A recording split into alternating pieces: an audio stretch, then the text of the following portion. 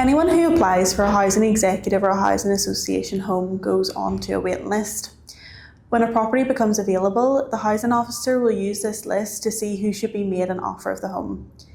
They will check who has asked for a property in that area, who needs a property of that size and type, and who has the most points. The point system can be confusing, especially if no one has ever explained it to you. The number of points you need to get an offer will depend on the property's location. Some areas are in high demand or have a low turnover. Getting rehoused in these areas will require higher points and might take longer. So, what can you get points for? The number of points you will get depends on your housing situation. There are 4 main groups of points. Any points you get are added together to get a final total, and if your circumstances change, you can ask for your points to be looked at again.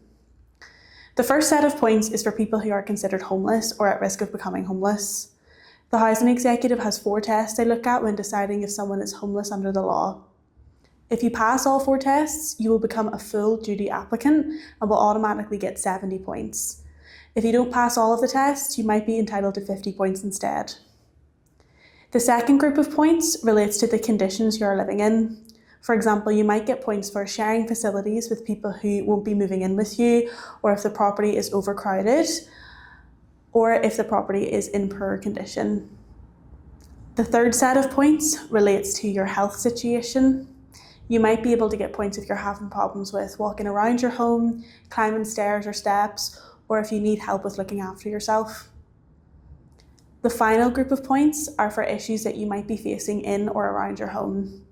You might be able to get points for things like harassment, problems with a neighbour, not being able to afford your rent or your mortgage, or needing to move to another area for work, education, or to give or receive support. To get some of these points, you might need supporting evidence. This might come from someone like a social worker, a doctor, or a therapist. Their evidence can help show that you meet the criteria for the points. You can find more details about points on our website. Contact our helpline if you need further advice on what points you might be entitled to or if you're unhappy with your level of points.